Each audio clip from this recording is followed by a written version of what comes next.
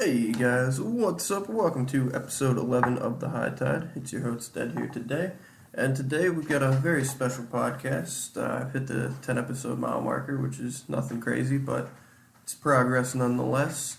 And this is my last podcast here where I'm living at now. I will be taking a couple weeks off, getting situated, new semester in school, I'm moving, yada yada yada. And hopefully the next episode will actually have some video. But without further ado, I've got returning guest DJ and returning guest Franz, who was on last episode. How we do? What it do? So without further dudes, how we doing today? I'm alright, man. We're actually all quarantining right now, which is a bit of a pain in the ass.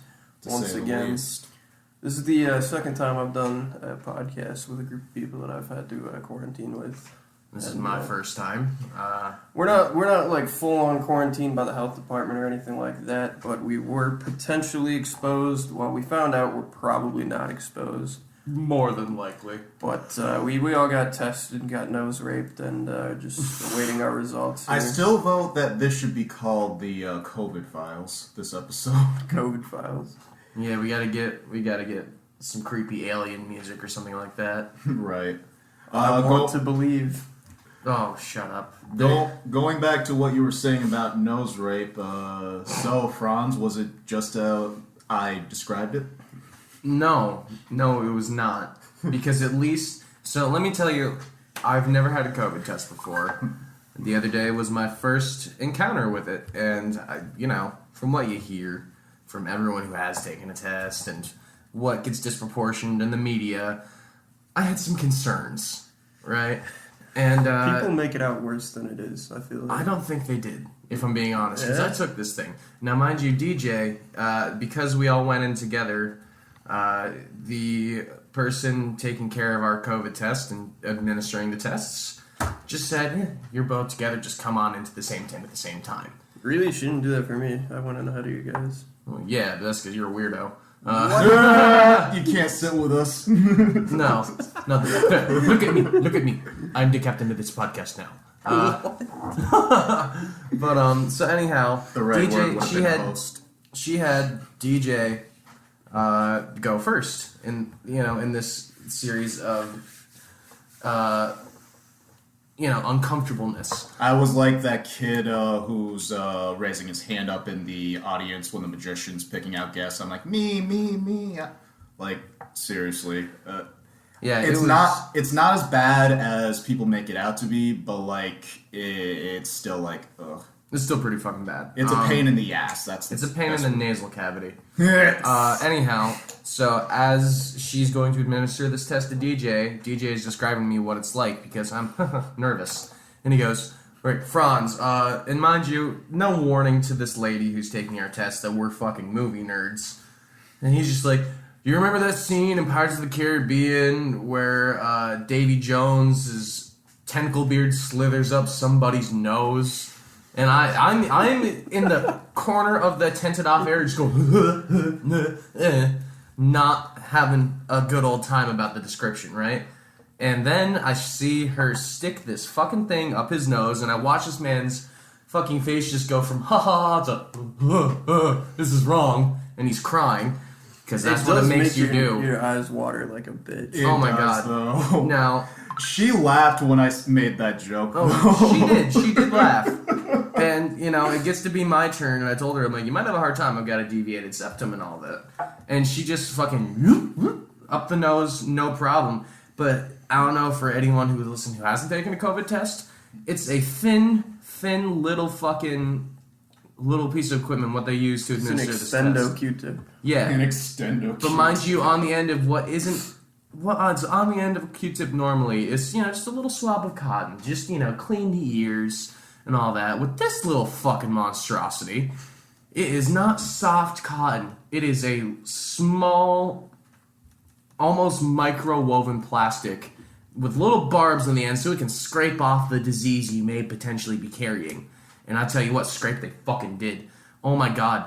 It felt awful. It felt like someone was lighting a small fire in my nose. I was crying right away. And she takes out... I bet to some who listen, you make it sound kinky.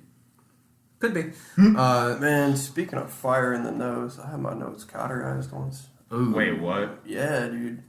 My sister one morning for Easter was all excited. I was sleeping on the couch. She was younger, still believed in the Easter Bunny, all that shit. Ran across the room, was like, "It's Easter!" I'm like, "Not for another fucking hour." And she's like, "Wake up!" Fucking dives on top of me to wake me up and like sneeze me in the nose. My nose just goes. Ooh. Oh! Yeah, so it was. I started having real. I had bad bloody noses before that due to the humidity up here in upstate New York, but that just made it worse. And eventually, I had to get it cauterized. And they shove a camera balls deep up your nose, and then they shoot liquid nitrogen up. Yeah, they have to shove the camera to figure out where they're shooting the liquid nitrogen, and then yeah. You know, it's funny. Like I was a nosebleed kid growing up. And I even said that to the person administering our COVID test. And she just goes, without even looking up from her fucking clipboard, she just goes, "Here," and hands me a fucking tissue. I'm like, "Oh, Merry Christmas for me!" And, but so after she gets done administering this test to me, she's like, "See, that wasn't so bad." And I'm like, "I thoroughly disagree." And she goes, "Oh, come on, it isn't that bad." I'm like, "Madam, I'd rather tattoo the most sensitive area of my body than have to go through this again." To which she laughed. She goes, "I don't know if I'd go that route." And I'm like, "Oh, I'm quite certain for the both of us." Dude, fucking, the ones at the school, the college there administered, weren't Saliva that bad. swabs. Yeah, it was just like brushing your fucking teeth. Like, it was not that big of a deal at all. Well, you're not supposed to brush your nasal cavity. So, Not particularly. no. So, for anyone who Imagine if that becomes a thing in the future. brushing your nose, Yes. oh my god. Everyone's gonna be like wimps with their COVID tests. Just shoving. And then they take shots of Listerine to just fucking load up your nose. Afterwards, kills 99.9% of nasal germs. Like, oof. They start inventing these inventions with like Q-tips, but like they have wax on it, and that's the new way to get hair out of your nose. Oh! It sounds fucking painful. I can see it I've going had wrong a few so fucking quick. nose hairs I've had to fucking yank. No, you know what? That's what it's gonna be called, the yank. I gotta tell you, the two things that I've hated most about adult life is just the surgence of fucking shoulder and nose hair. Yeah. Like it came out of nowhere. It's ugly. It's You sparse. get hair on your chest yet? I've had hair on my chin since I was like 12.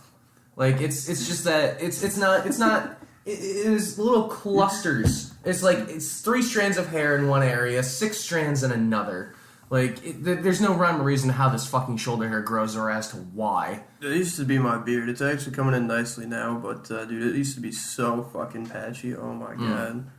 No, it's Like that fucking helicopter. oh, stop it.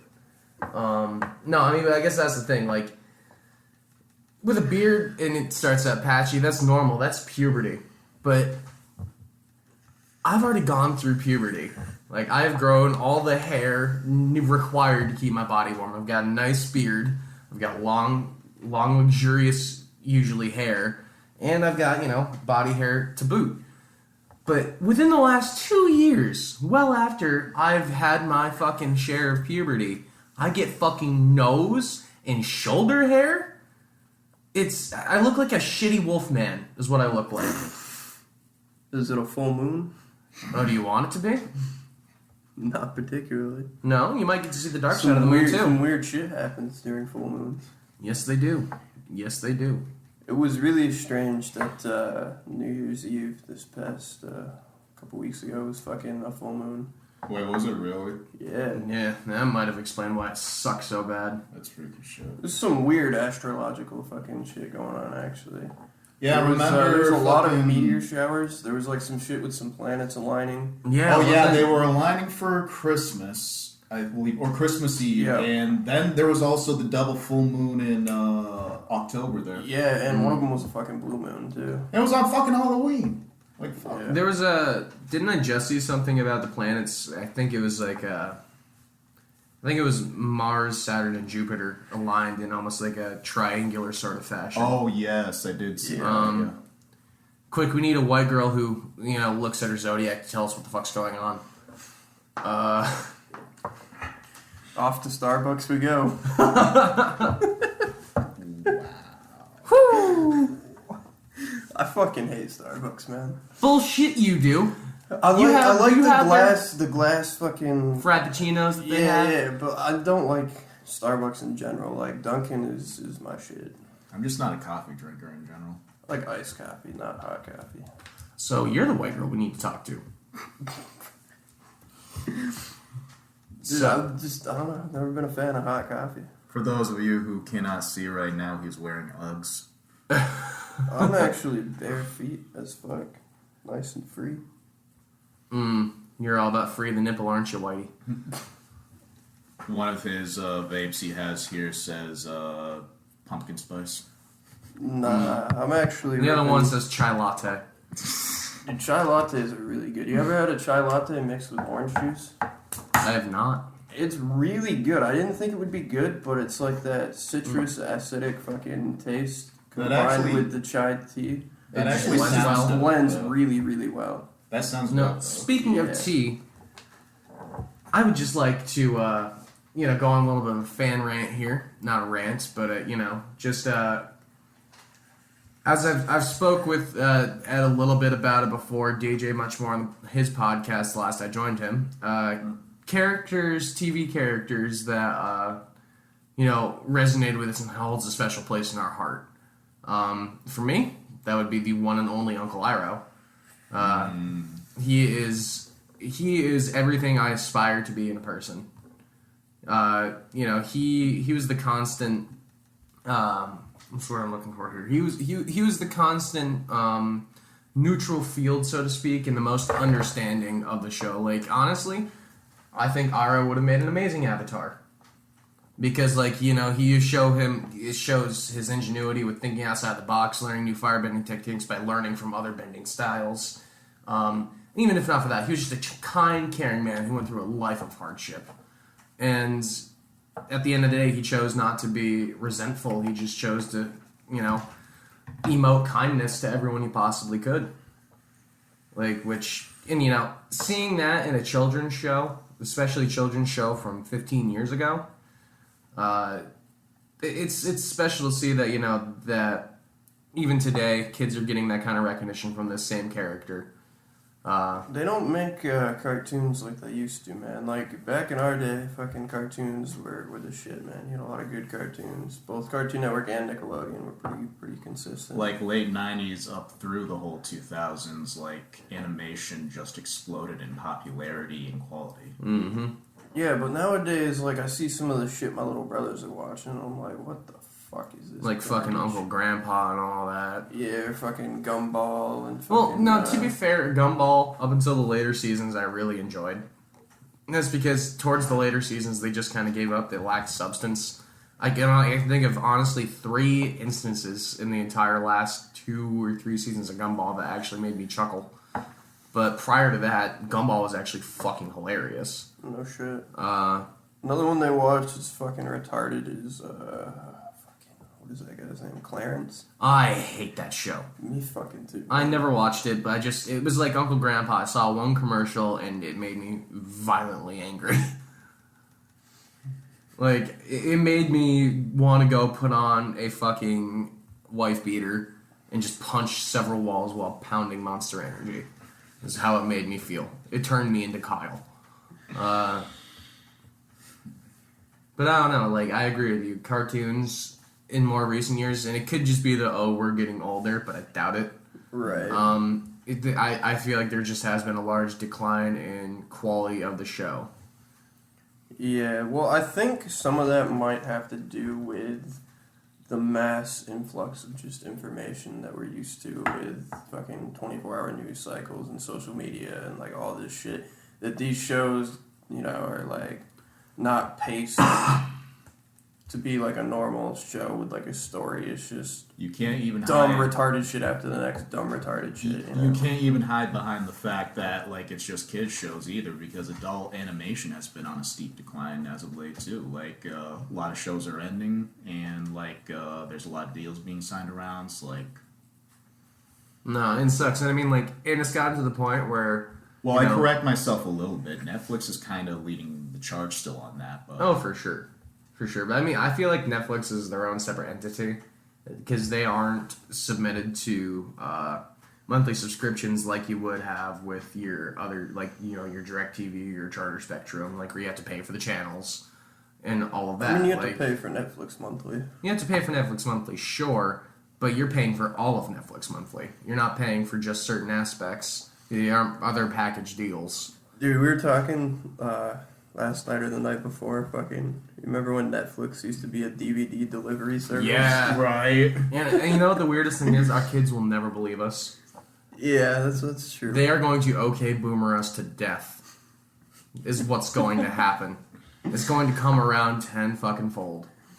But yeah, and I mean, like, and that's another thing I've noticed, like, with the cartoon shows, like, especially, you know, the stations we grew up cherishing, loving, and watching, they, instead of, you know, like Cartoon Network, for instance, like with Clarence Uncle Grandpa, there's no substance, there's no quality, it's just a bunch of stupid bullshit that just makes you angry, because it's so stupid.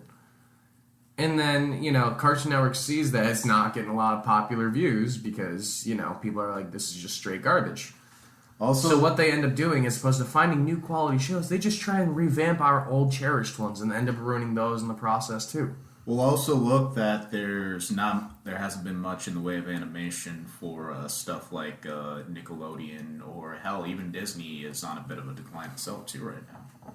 But Disney, I feel, has always put too much faith in its live action shows. While I'm talking, you know, mid to early 2010s, they had a stretch there where it worked out really well for them. All of their shows were hitting audiences. Sweet Life of Zack and Cody. Sweet Life of Zack and Cody, Good Luck Charlie. You know, any of those sitcoms that Disney had from that period of time, from the mid to early 2010s, they had a very strong resurgence of good live action shows, and they didn't need to rely on their cartoons as much. Now, I can't make heads or tails of what any of the new fucking shows are about. Like, it's all just so randomized. You know, it's not chronological like any other sitcom for Disney would have been. Like with Sweet Life of Zack and Cody, you got to see them grow up in the hotel, and then we got to see Sweet Life on Deck where they graduate high school. We got the Sweet Life movie. I know a lot about Zack and Cody. But yeah, so I mean, like, it was shows like that, and even like shows like Jessie or Good Luck Charlie. You had a cumulative and chronological order of how the show Wizards went. of Waverly Place is pretty good too. I loved Wizards of Waverly Place. It was great. Did you know Selena Gomez? A lot of people think that's where she got her claim to fame was Wizards of Waverly Place. No, like, it was that was Barney. her first step. It was fucking Barney and Friends. Oh shit! I'm pretty sure. What's her name? The girl who played Jessie in that TV show was on Barney as well. yeah, probably. Fuck. Do you know how much you?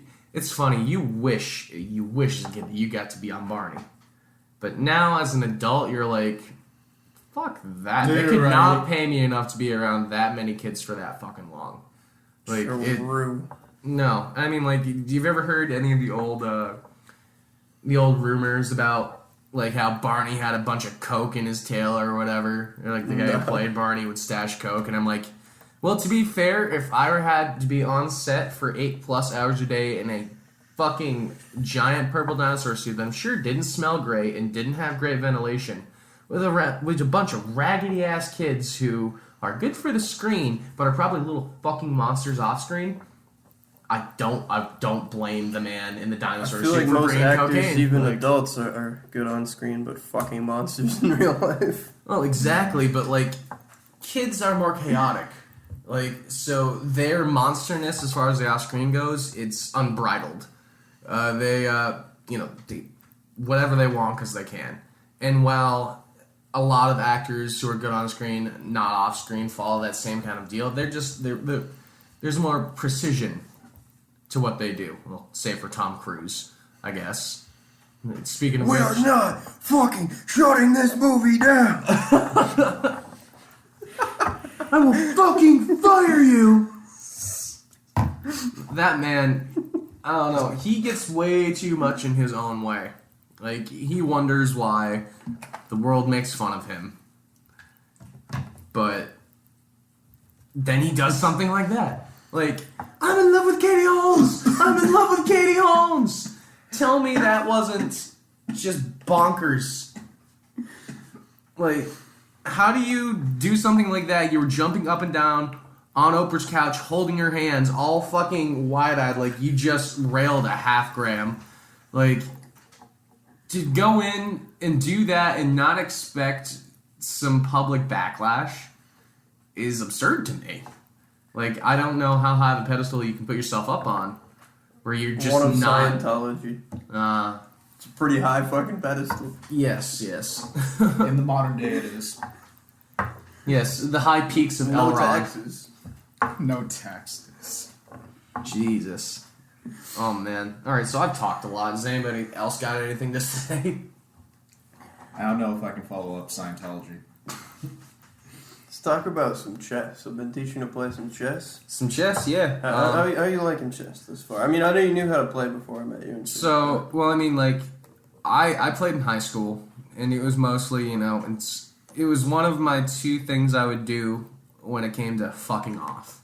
Okay. You know, I don't consider myself a dumb individual. I don't consider myself a learned individual either, because I fucked off a lot in high school. You know, the school system was never something that pandered to me, and I never pandered to it. And so therefore, when I should have been, you know, doing my homework and study halls and such, I just decided to fuck off and go play my guitars in the hallway or play chess. And, you know, I got halfway decent there for a little while, but then after high school, you know, I just stopped playing, and I didn't start playing until started playing with you again, and it's been really, really a lot of fun. Yeah, you don't. It's not like you know, you don't lose entirely the skill to play chess after not playing for a while. But I've noticed when I take breaks, You lose the finesse. I definitely get rusty for sure and start making some dumb moves and whatnot. Mm. But DJ and I played last night, Yeah. and we got to... Was it check or stalemate last night? Oh, it was check. It was check, It but- was tooth and nail. It really was. Like, First time I won, too. no shit. yeah, and I did not make it easy for him. Like, there was probably within the last 20 minutes of playing, I had pretty much 2 pawns and my king. And he had his king, 2 pawns, a rook, and a bishop. Okay. And I was able to take out everything except his king and his last pawn. No shit. Everything. And then this motherfucker got me with his queen. It was impressive. I've got an app to recommend you guys as well as the podcast viewers. It's called Magnus Training. It's I forget the guy's name. It's Magnus Carlsen. He's a famous chess player, and he made this app, dude. And this app teaches you about chess, but the way it teaches you about chess is like really immersive and really. It just shows you what your most tactical moves would be. Not necessarily that. I'm sure it gets into that. I'm pretty early on. There's like 70 or 80 lessons, and I'm on. Well, there's 70 or 80 sessions, and then there's several lessons, and usually mini games throughout the lessons or each session.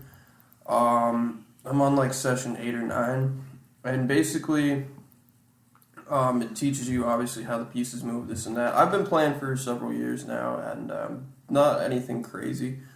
I haven't competed professionally or anything like that, but I think I'm pretty good for the most part. So a lot of that was just, I skipped through a lot of the beginning shit.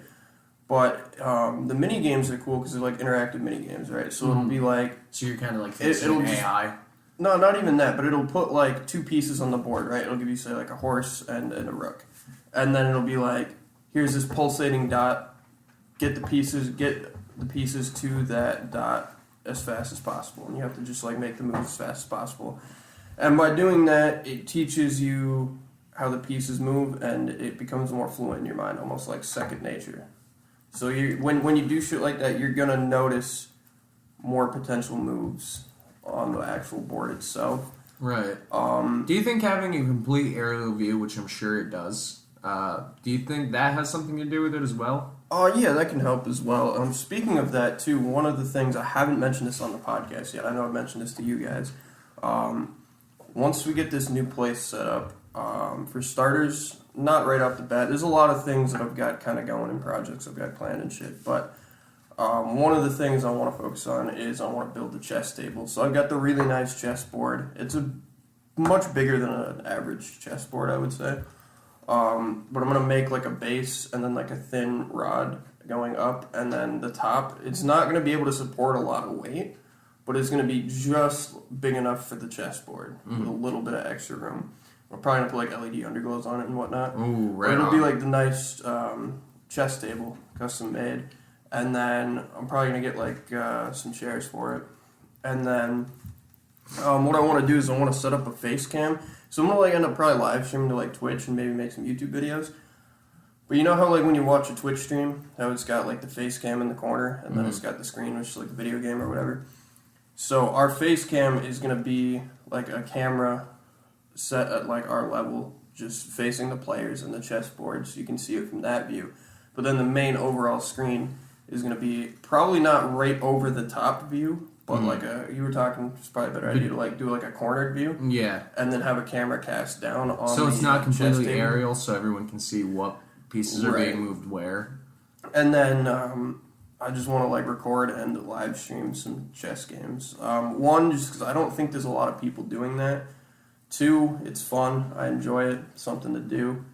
And three, also too, if you record your games, you can go back. It's no different than, I don't know if you guys have ever been on like a soccer team or anything, but you go Just back and watching the watch the footage. Yeah. And then the coach will be like, "Oh, you see, you know, this, you fucked up here, yada yada yada. This person should have been here." The Right, same so thing. you're giving you know, you yourself your watch- own pointers. Yeah, you watch that and you see, oh shit, that's how he managed to get my queen like that. I could have done this, this, and this, you know. But that'll be a fun thing. I'm planning on doing eventually. Absolutely, I can't wait. Yeah. DJ, we have not heard from you in a bit, so you've been quiet as a church mouse. For me, most recently, I've been writing for a movie that LOS is going to be shooting right around to come out Easter time. So it's going to be a parody on Easter. The main plot revolves around a serial killer dressed as a bunny, but he kills paper people, as in people literally made of paper.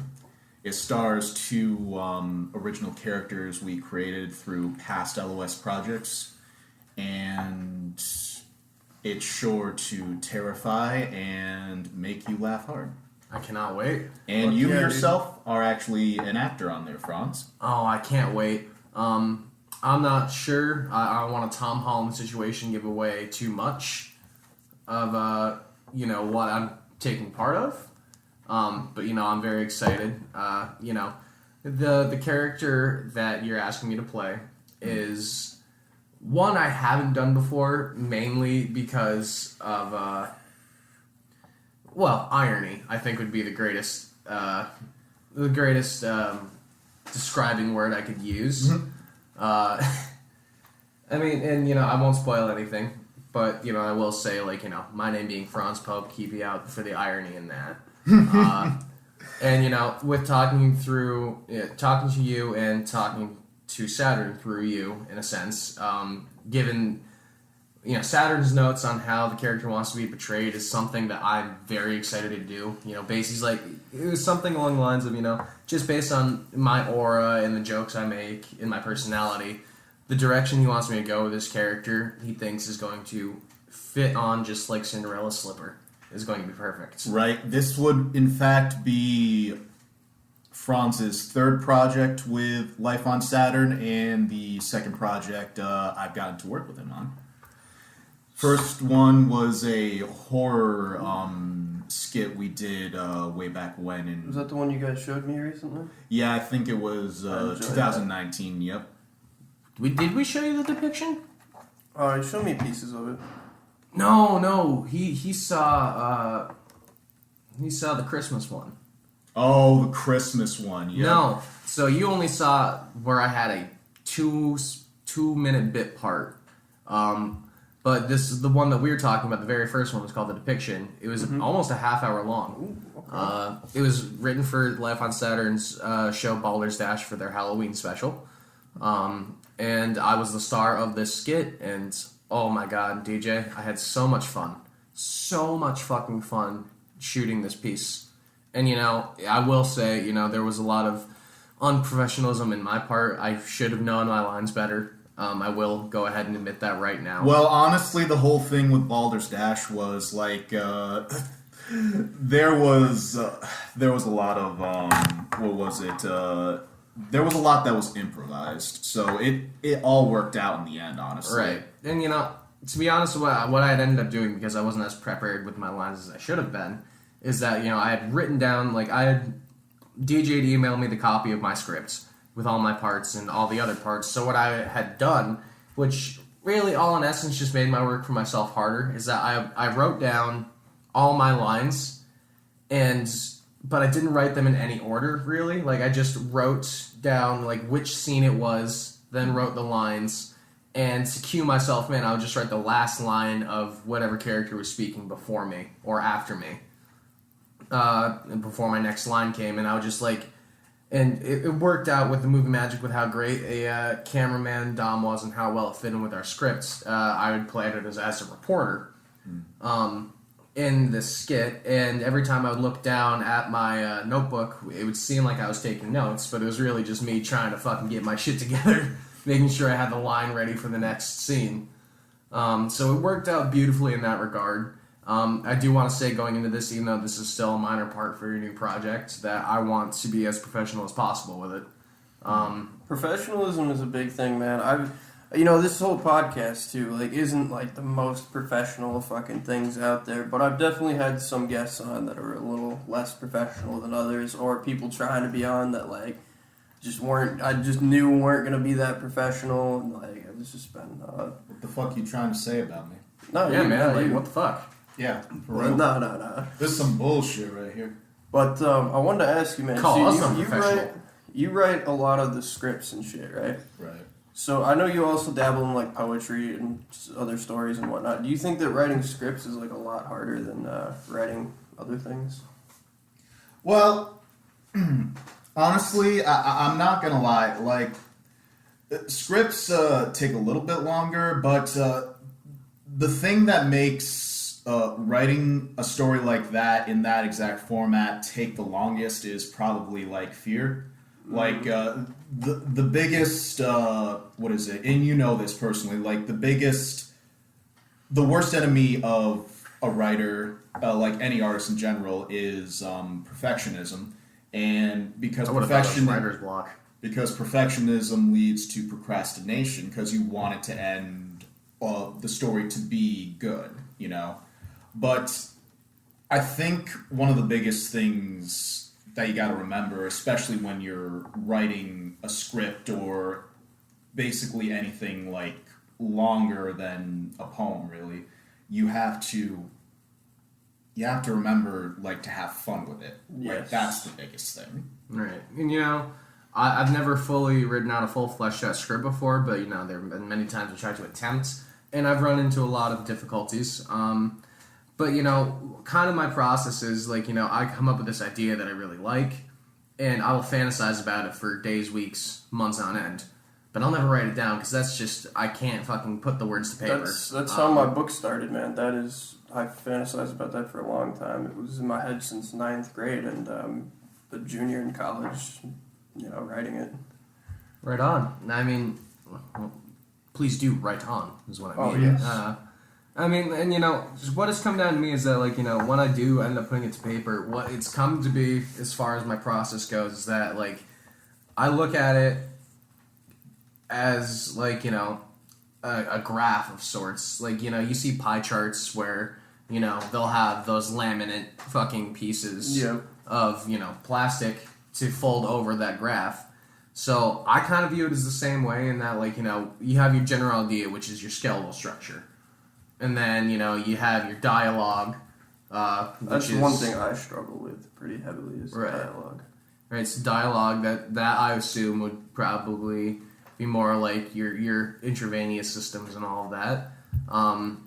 Your action scenes, you're furthering your plot points. Those are your muscles and all that. That's what's making you move all your muscles and organs. And then finally, what you get is a fully fleshed out script towards the end, and that's your complete human graph. It's just kind of one way I looked at it. Like, I don't know how much sense it makes to the rest of you. but in my Everybody's weird got brain their it different works. styles and ways about writing, but I've never heard that. I like that though. Yeah, it's interesting. One thing for me that I've found, and I think this falls along the lines of scripts, is like when you're writing a script, for example, like you can write the best script, but you also got to know the person that you're having deliver that script and whether or not they can deliver that effectively. Mm-hmm. And for myself, like I'm mostly just working on the one book, and I've made a short story as well. But I've branched out and written some other things here and there, and I took my first jab at writing some stand-up, and I showed you guys that. And the lines, you know, they're not amazing. I've never really written stand-up, but they're pretty fucking solid for somebody that hasn't written a lot of stand-up at all. But my delivery is just... Delivery is key when it comes to, you know, it could be public speaking, it could be performing musically, That's another thing. or My songs, even doing stand-up comedian. My lyrics and songs are fucking great, but my delivery is just not quite there. It's a talent you need to own. It's a skill, not a talent, I should say. You know, it takes the man hours. And like with stand-up comedy especially, like, you know, not only is it delivery, is... You have to be pretty critical, hypercritical, so to speak, of the inflections you have when you're speaking, your pace, your delivery, again, and, you know, again, your tone. Like, take Mark Norman, for example, a comedian that I've introduced to both of you. The man is Fucking hilarious. Fucking talent. He is almost prolific as far as I would consider, you know, a stand-up comedian who is really on his rise to fame. But Mark Norman, as I've noticed, he keeps more of a monotone voice for most of his sketch or most of his bits. But he, for the most part, like if you watch him, he just rapid fire jokes. It's one after the other. The audience doesn't get a chance to catch their breath from all the laughing. It's amazing what he does. He's so deadpan. But if you just notice, if you really look into it, just the hypercritical, he, like I said, he keeps this monotone, but it's just towards the end where he has just the little inflections or just the little funny sounds or whatever that just break up the monotony of his voice that really is what makes you laugh. Like, he has figured out his own formula as to what really works. It's almost like Mitch Hedberg, who was by far the king of deadpan, rest in peace. You know, and then there's some people like Louis C.K. who goes for, you know, more story-based shock humor. You know, there's so many different aspects as to how you could take comedy, but it all tunes into knowing basic delivery, basic tone, basic inflection. And then once you've mastered that, you can go on your own way and make it yours. Right. Which I think is really, really cool. Yeah, absolutely. And like I have the same issue with songs too. Like some of the lyrics I have, you know, they're really good lyrics, but when I sing them, they're just, or I rap them or whatever. Like part of that too is I just don't think that I have the voice for that type of thing. But again, that's tonal and delivery and that type of stuff. Yeah, and you know, I mean, I guess it's timing as well. Exactly, but it's important to keep in mind with that the mental aspect is if you don't think that you have the voice, then you don't. It's really about your mind frame and what you're doing to further yourself and your career in that regard. You don't think your voice sounds good, you actively do what you can to change that. Give vocal lessons. You know, even in you know, vocal lessons can be pretty pricey, but like, you know, YouTube videos will show you that kind of thing. And you can even find interactive. That's one thing I've found with a lot of different hobbies and different things I've had is I try to get my foot in the door and find out whether or not it's something that I really want to commit to before I drop a bunch of money on lessons and stuff like that. Sure. That's why the podcast, like right now, we've got the laptop, one mic, and we're running Audacity. And, you know, I'm 11 episodes in. I'm really enjoying it. Also, too, I feel like I've got the voice for the podcast and a lot of experience with just YouTube and shit in the past. Absolutely. And I know a pretty decent amount of people, though, all different walks of life, and just cool to have different people on and actually have conversations, especially during this whole time of COVID and everything. So Absolutely. I think I'm going to stick with this. I'm about to start dropping some money into it. I've got a really, really nice round table for when we get the new place. Are we going to call it circumference? But yeah, this fucking table is pretty nice, and I'm gonna get some nice chairs and shit. Right on. And I want to have not like a permanent podcast setup. You know, I'm gonna have my equipment kind of Still relatively mobile. Still relatively mobile. Plus, you know, I might do a few episodes without video. Where like, you know, I've got one guy that lives out in Virginia. I'm thinking about possibly flying out and doing a podcast with him. So I'll just grab all my shit. Probably wouldn't set up a video for that or anything. Right. Oh yeah. No, that. Can't wait for you to get through TSA with all your equipment. You're gonna get a routine, quote unquote, cavity search. I can already see it. Fucking it. Cavity what's searches this? all around. One of your weird sex toys? Sir, that's a microphone? Right. Mm-hmm. Okay. Do you love this country? I'll be like, oh, this is a boom stand. They're like, what? Oh, no. He said boom!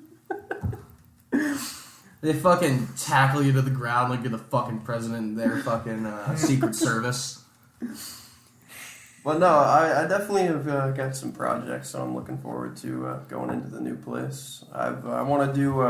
It's gonna take me a while because I could just get order complete beads, but I'm gonna do like a bead door, and instead of ordering complete strands of beads and shit, I know a guy that does that shit, and he buys all the string, and he buys the really nice string. I think he does paracord, so it's really hard to break. Nice. And then he buys all these beads, and some of them are fucking expensive, man. They're all glass beads and shit. Oh, right. But I've got the little chihuahua there, Pablo, so I'm gonna probably do it 3/4 of the way down my door. Right, so he can he's walk just underneath a bit. But those are some pretty long strands, and require a lot of beads. I'm gonna do a lot of patterns and shit. 3.5 to 4 feet worth of beads. Yeah, so the guy I was talking to said for what I want to do, he estimated cost-wise, if I want to get nice beads, some glass, and do a bunch of different ones, he said he estimates a couple $100, and then he said he estimates about 40 hours to do a whole door. God damn. But it's a project that'll keep me busy, and just pattern all the beads, and it'll be all custom-made. It'll look fucking dope. Way better than if I just bought a bead door. That's sick, man. Obviously, I have the whole chess table I'm looking at as well. Another thing I want to do is I want to get, go to the craft store and get those wood, letters. Mm-hmm. And I think I'm going to paint them all white, maybe do some type of design on them. I'm not sure yet. Mm-hmm. But I'm going to do probably a whole wall in my bedroom. And it's going to be a black and white poster of Peep, X, Mac, and then Juice. And you're going to have their wood letters. The wood letters are going to say, either Legends Never Die or All Legends Die in the Making. Or All Legends Fall in the Making or something like that. Why not both? You get Legends Never Die at top and then All Legends Fall in the Making. Yeah, okay. And then I'm going to put the black light above it, and the posters will be black and white. And then I'm going to get smaller posters of just a bunch of albums that I fuck with. Or maybe even, I want to get, some vinyls, too. So then I'm going to have that, and then I'm going to put around a border around that piece is going to be all just smaller, either actual album covers or posters of album covers around the entire outside of it. And then with all black lights at the top, so it'll just be a wall of fucking music. That'd be sick. That would be awesome. I know my first project for the house, as you know, as been discussed on our previous podcast, that our house was at one point in its history a brothel, which was our main selling point for the house, which made us be like, yep, this is our place. We want this place. And the possibility of it being haunted. Oh, it's not even a possibility, dude. Given the fact it was built in the 1770s, fucking was a brothel, it was an overnight for railroad workers. There's no way it's not haunted. There's not a doubt in my mind, and like I've said on our previous podcast, DJ, I grew up in, a lot of settings where it was haunted. So it's something I'm accustomed to. Something I dare say I'm excited for because I've never conversed with a dead hooker. But yeah, so my first project with this place is, me and Chase said, after seeing this place, we went back and we were hanging out in your place, and we're like, we gotta come up with a name for this place. This is one of those places where the house needs a name, and what we came up with was Lethrobe Manor, which was our shitty anagram for brothel.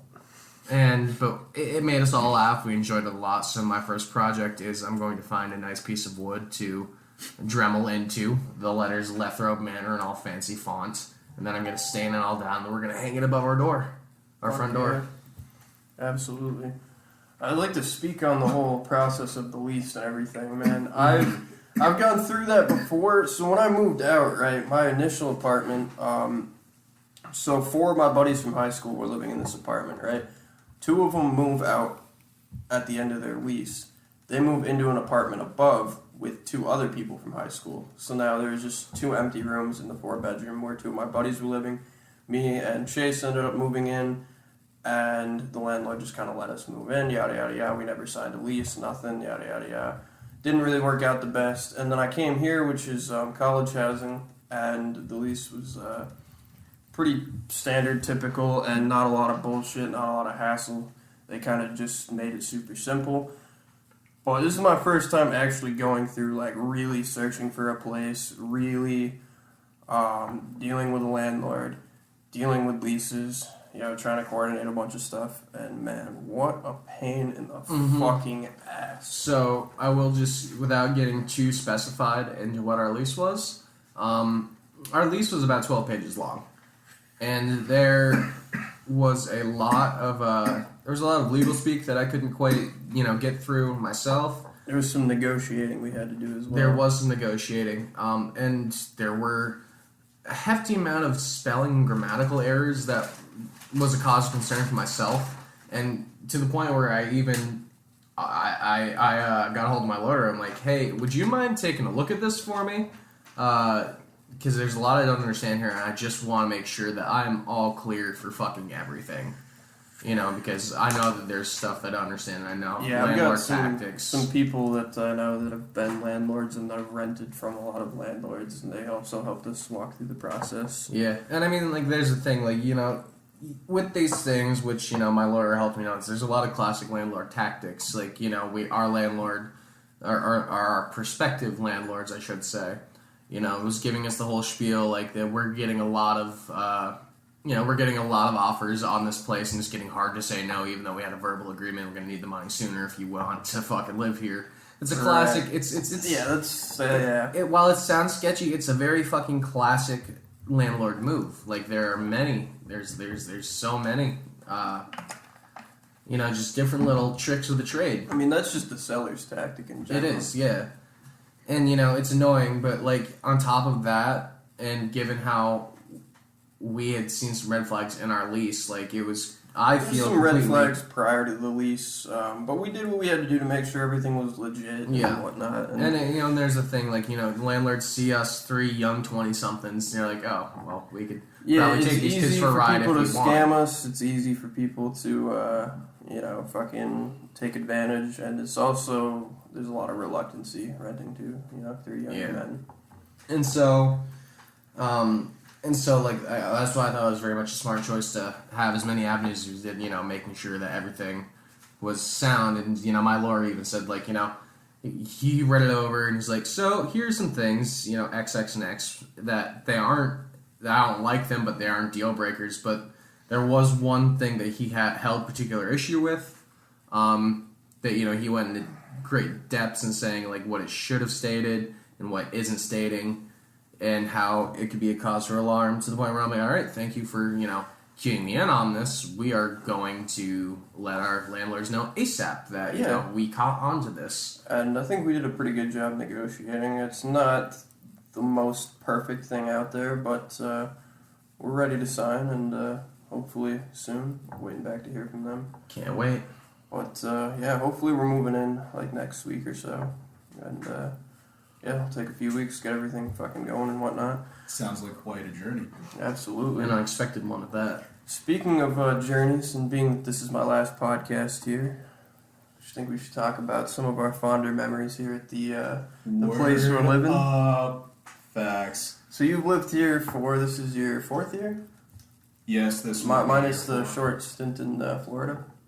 Minus the short stint in I Florida. forgot about Florida. It was nice, but yeah. I missed you a lot. I missed everyone a lot. Favorite memories. God, I wonder how many people will listen. Anyways. Not many. Well, some of my finer memories have come from, most of them from the neighbors that have been out and about through the complex over the years. I mean, one girl I knew above me, she introduced me to the people that I know right now who I work with, Life on Saturn Productions. Shit. And they've also become some of my best friends. And what is it? I had some good roommates, you for one. And then there was our mutual friend, Lee Allen. He was a fantastic Great, roommate. dude. I definitely want to have him on my podcast. He's a great geek. Like, I could geek out with him about anything. One time for a present, I gave him this one piece of artwork from Comic-Con. It was of The Last Supper, but it was all iconic horror figures. That's great. Right. My buddy has one like that, but it's instead of all horror figures, it's all of the people from like Mafia, The Godfather, all that shit. So it's all like mob bosses, like fake and real, at like this Last Supper table. The best summer I've had living at this particular complex was probably what was it? Not last summer. The summer before, like 2019 summer. Oh fuck yeah, dude! That's when this place was popping. We had a different landlord. The landlord here was awesome, right? She was from Germany, and she was just cool as fuck. Super laid back, super chill. Always communicated with you about stuff.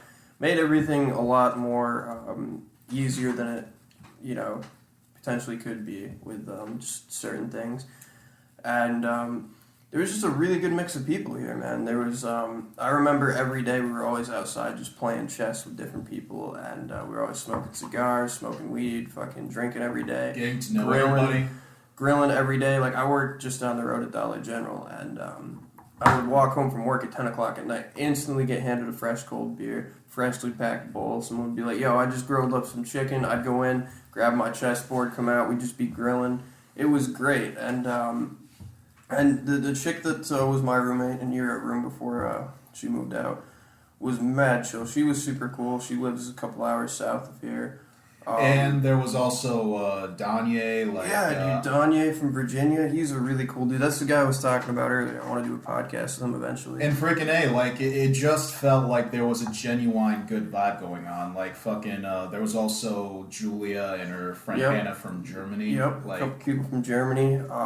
There was this Jewish guy from New Jersey. He was a bit obnoxious, a bit loud, but... Mark. Yep. he was a really cool dude.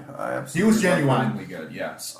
Todd was cool shit, dude. He told me his life story. I won't talk about it now because I really, really want to have this guy in the podcast. I miss Go. But he told me his life story, and this guy's life story is like a fucking movie.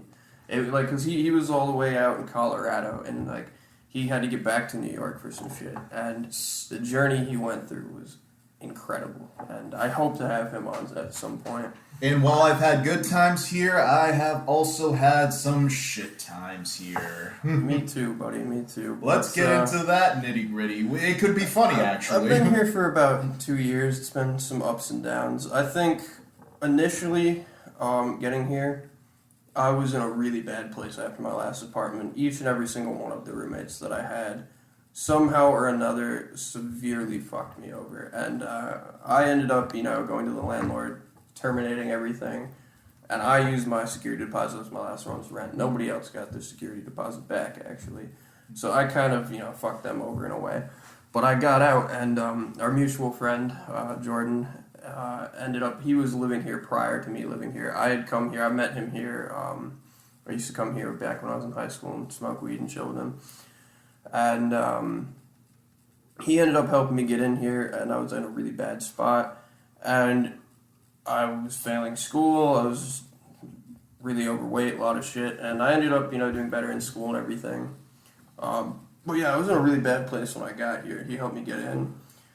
And that being said, I'm in a much better place now, but this place has gone downhill a little bit in the last several months. We've got a new landlord. I admit I've had some interesting times here with some neighbors that are no longer with us. But, like, yeah. Forgot to mention Alex. He's a really cool dude, too. Alex is an amazing dude, yes. Shout out to Alex. He's also got an interesting history.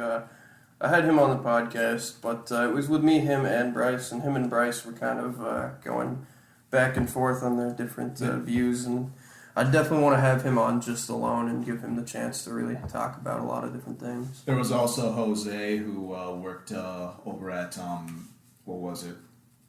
Ben and Jerry's there. Yes. Across the lake. Dude, he was a really He was mature. down to earth, just grounded fucking guy, dude. Fucking, what was it? Yeah, this 2020, like, hasn't sold me on making it 5 years here. Like, in fact, it's done the polar opposite, really. Oh, yeah. Like, I just don't like some of the people that they've chosen to move in here. Like, there's definitely that feel, and it could be 2020, but, like, at the same time also, like, there's just an air, a certain aura that's just missing. Yeah, they let a lot of scumbags move in here, and it got away from its roots. This place is primarily college housing, and there was other people here that weren't college students, but they were, like, cool and chill, and, you know, reasonable, just working, doing their shit. But now you got a lot of people that aren't really working and being on their grind and shit. Also, you don't have a lot of college students, and now, you know, they let all these shitty people move in. And now they're like, oh, we let all these shitty people move in. And with all this rent relief and shit, they can't kick these shitty people out. And it's just been pretty rough.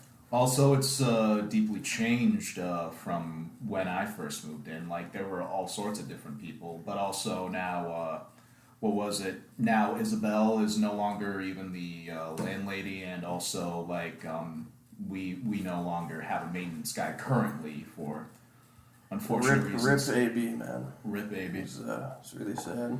Yeah, honestly, I'd been thinking for a while of not signing back on here, but like that confirmed it. Like that's a part that's just never gonna come back to this place. Yeah.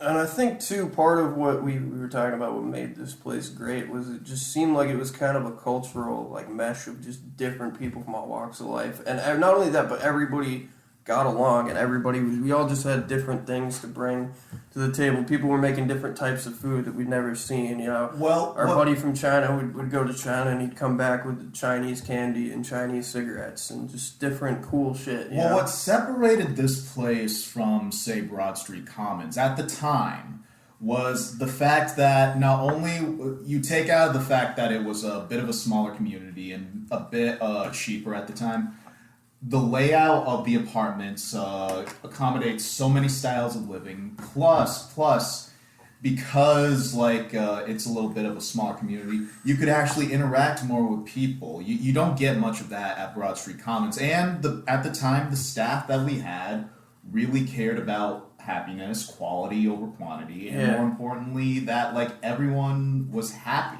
You know. I really like Karen too. She's really cool, and it just didn't sit well with me how they fucked her over. You know, we had this landlord that ended up leaving, and the assistant landlord, property manager, did this landlord's job for several months, and then didn't even get looked at for the job. They wouldn't even let her turn in an application. She wasn't quote unquote qualified, and I think she would do a much better job than the current landlord.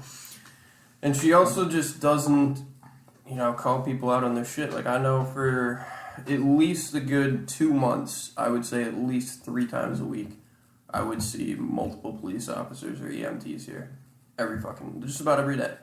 Oh, yeah. Whether it be a drug overdose, whether it be a domestic dispute, whether it be that one guy that was like, oh, like, you know, like, I'll share a story, right? So I'm outside just, I wasn't even smoking a cigarette. My buddy was like, let's go out and smoke a cigarette. I'm just standing outside vaping, and fucking this guy comes out.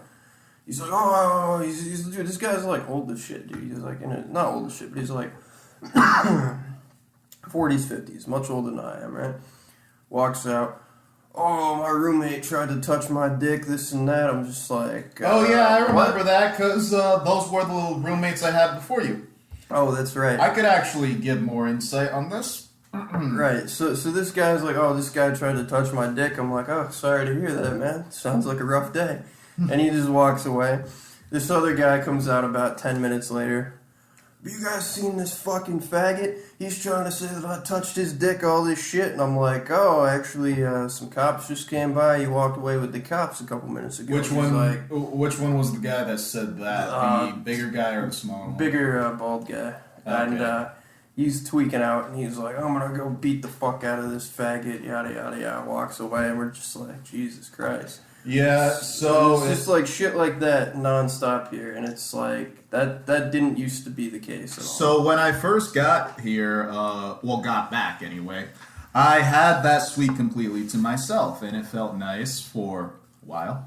And then first there was one roommate who had a bit of a problem with substances that I will not go into. It made it... He was happy, and he did help out along the Renaissance when not even our sober tenant... I heard they weren't even paying him for his services. He was helping them for months, dude. I heard they didn't pay him once. That seems likely, especially since that's right around when Susan took over. And then what was it? Then those two people you were referring to moved in, and that's when all hell broke loose. So yeah, there was that incident with the bald guy and the dude that looks like a hobbled golem from Lord of the Rings. And so the police came in for that one time. Then one time the big bald white dude, apparently he had phoned somebody that he was gonna kill himself. One night the police just came in. I'm like, what the fuck's going on? Turned out he was in the parking lot right on the side there. Freaking dude was like mouthing off to people. They were calling in fire trucks, EMTs and shit. And at the end, I think they like fucking pepper sprayed him. Oh shit. And 2020 also was just a bad year for drugs, man. There's a lot of people with some coke and heroin habits here too. So not a great look. So actually, someone who I will not mention had given me a test for something for a coke test to make sure that there's no fentanyl in it. I don't partake in it, but there's a lot of coke with fentanyl going around. I know a lot of people do. So I gave a test to one friend, and like, I'm just shocked. Like, really, dude? You don't see the reports on all that fentanyl shit? Like, if you're gonna do something stupid, do it smart. That's what I say. Right. But there's been some people coming and going. And, I think out of the main core group that was cool as fuck when I moved in here, you're one of the few people that's left here, man. And I'll be gone myself shortly. You are not fucking wrong, dude. Shit. But no, I've met all sorts of fucking cool people here, man. I remember walking outside one day, and there's just this dude showing up on the bench, and he like a thick accent. I could barely understand him. And he's like, "Oh, you smoke weed?" I was like, "Yeah, dude." And we smoke a blunt, and he's like, "Dude, I'm from Russia, all this shit." And I'm like, "Oh, I remembered him." He was cool shit. And there's people from China, people from Germany, there's people from all over the country, all over the world, and it was really cool, man. But it truly was a renaissance. The time of all that is just kind of gone, man. And glad I'm getting out now. I've been here for 2 years. This place has definitely molded me and changed me for the better for the most part. It's not to say in the past 2 years I haven't had some rough times. You should probably take a shower if it's molded you, buddy. Yeah, now the way you make it sound, I'm also curious in the future because, my lease is up in May, so after that, I'm curious to see what the next chapter of Well, May the 4th be with you. May the 4th. Oh, thanks. That's actually sweet. That warms my heart. So sorry to just talk about some shit you don't know about, Franz. That's fine. I went off on a little bit of a rant over DJ didn't get to talk, so... It's not always about Franz, God. I don't care if you're moving in together. We all know I've been the best guest on this podcast. Let's not beat around that bush. I'm not gonna comment on best guess or anything Are like you gonna that. add cricket sound effects there? Like, I think you should. No, it should be the sounds of me sucking my own dick. Because that's really what Add that boo just sound was. effects there. Boo, boo. Shut up. I'm not well enough equipped to be adding sound effects and shit just yet. But maybe at some point. Perhaps at one time or another. But yeah, I'm really looking forward to the new place, man. Me too, man. We'll definitely be doing some more episodes together. DJ, you're always welcome to hop on. You gotta check out the place and shit for sure. Oh, fucking facts, I do. Yeah, no, I already told my friends Dawson, Anthony, and Ty about it, and Dawson drives, and they're all eager to see it once it's all set up. Wait. You have friends? I thought that's what you guys were. I was actually curious why he was on here. What, really? But I I gave you my love. It's so sad. Yeah, because none of you said you're my friend. What the fuck? I feed off tears. All my friends are dead. I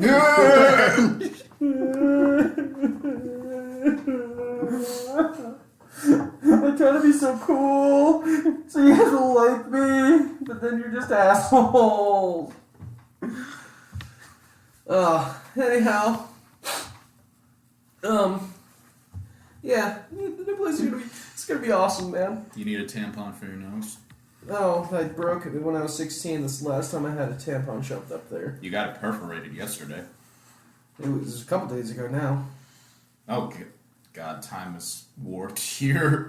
Oh yeah, you spend too much time with Franz, and time turns into a bit of a standstill. Well, we've been in here for like 2 days straight.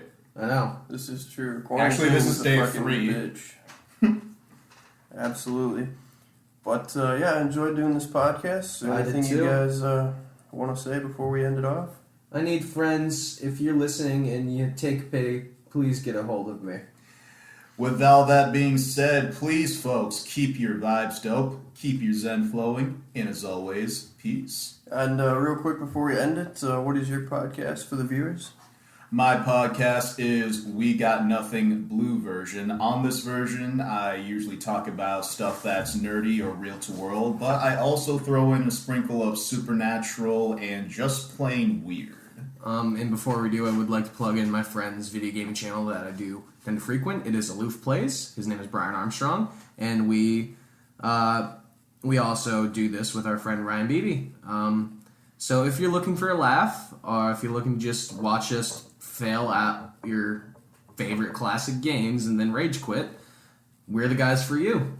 So check us out at Twitter, Instagram, and Twitch at Aloof Plays or Aloof Streams. And if you would like to see more what Life on Saturn or myself personally provides, please follow Life on Saturn Productions at Instagram, Facebook, subscribe to us on YouTube, and if you happen to look at my own personal podcast, please leave a comment down below and a like. And my personal Instagram for my own content is Catalyst Jost, CATALY5TJ05T.